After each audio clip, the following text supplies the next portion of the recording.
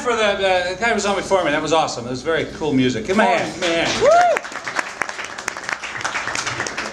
I also want to thank him for putting a song in my head that's going to stay there for about the next 5 months. I think if anybody in this room actually snaps and kills someone soon, I think we all have a good alibi. I think we all have a good plausible. I think we'll all be each other's character witness. And I could be wrong. I always just thought a germaphobe was someone who was afraid of Germans. I was like, yeah, the French are. Sure, that makes sense. All right, I don't know. All right, I'm sorry. All right. Got some new stuff I'm going to try it. I hope that's okay.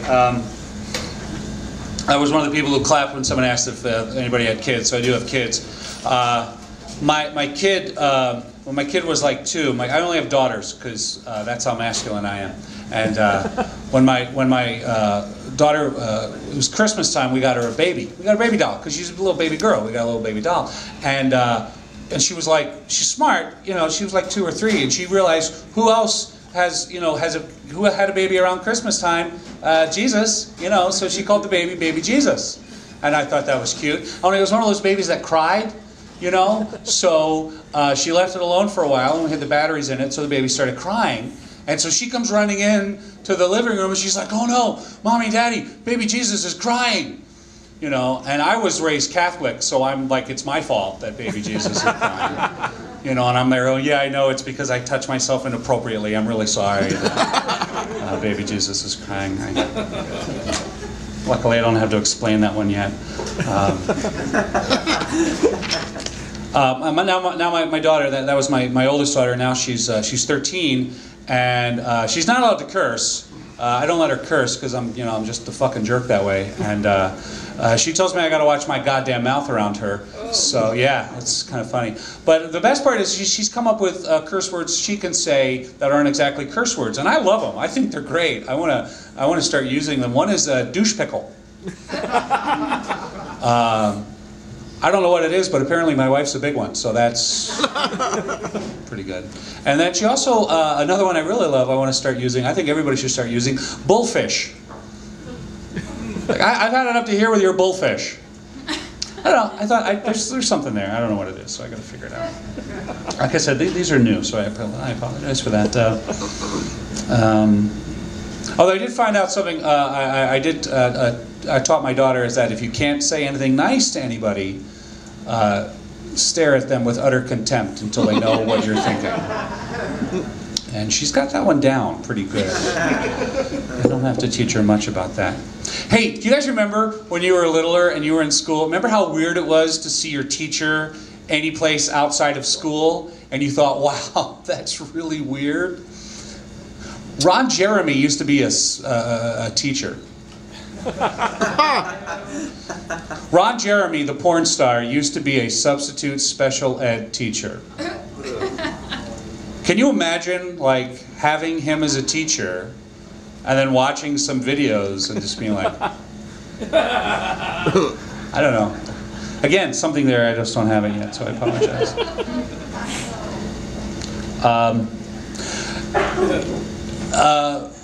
Earth Day. Last year on Earth Day, my kids came home from school, and they're true believers. They want to save the planet. Daddy, you know, we got to save the planet. What do we do? And I was like, well, you know, one of the big things you got to do is you got to save water.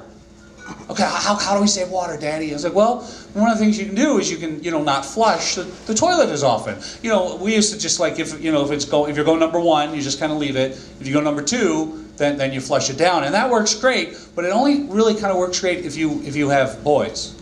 See, the thing what I didn't realize about girls is that every time girls go number 1, they use a little bit of toilet paper. And it's good, you have to. I don't want my girls not to use toilet paper when they go number 1. They have to. And I didn't know that. So, you know, it's like they go and they wipe and they go and they wipe and they go and they wipe, and then it just kind of like the toilet bowl is kind of, you know, it looks like egg drop soup. Yeah, how do you think I feel? I liked egg drop soup. At least I used to, and now I don't. So now I got to make them to fly, and they still don't fly. And my one daughter, I got 3 daughters. I'm so goddamn masculine. I got 3 fucking daughters, and I think she makes like a cotton candy wrap with toilet paper around her fists. That's how much of a germaphobe she is. She won't even touch herself with her own hand. That's how afraid of germs she is. And so I was like, so now I'm like, all right, well let's like we won't bathe as much, and they're totally on board with that. Unfortunately, it used to be, used to like think, well, if I can smell myself, then I know it's time I need to bathe. And I've kind of gotten it to the point where I know if I walk into a public restroom and the air purifier suddenly goes off, then I know it's time for me. I got to take a shower. I'm married. I don't care what you think. And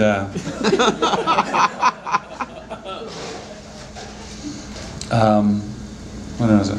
Oh yeah. It's, I don't. Did you guys ever hear the expression "even cowgirls get the blues"? You should try for complete happiness and go for the reverse cowgirl. I should probably say that closer to the Ron Jeremy joke. That might work better.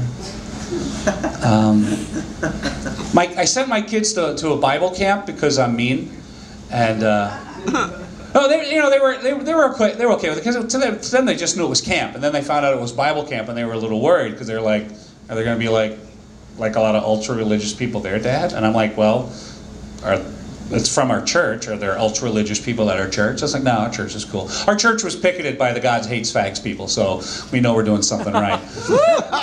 Yeah, I know. I'm actually proud of that. My saddest part was the fact that we were out of town when it happened. I was like, I wanted to be there and just see that hate face to face, but I didn't. So I'm sorry. I just have to imagine it, I guess.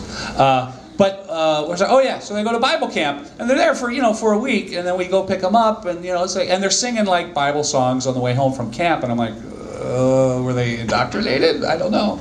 And then I felt good because I was like, hey, can anyone tell me why they haven't cleaned their room yet? And my oldest goes, Jesus. And I'm like, no, that's not an answer to the question. And she's like, no, Dad, we learned at Bible camp, Jesus is the answer to everything. So I know she was messing with me. I said, I've had it up to here with your bullfish. And she called me a douche pickle. Hey, I don't know about you, it's political season. I hear a lot about stuff in politics, and I'm hearing about a thing called biofuels. Does anyone else think of Soylent Green when they say that? Because I do. And thank you for the one guy from my age bracket who laughed at that. Thank you. I appreciate that. Hey guys, thanks for listening. My name's Rick Logan. Enjoy the rest of your night.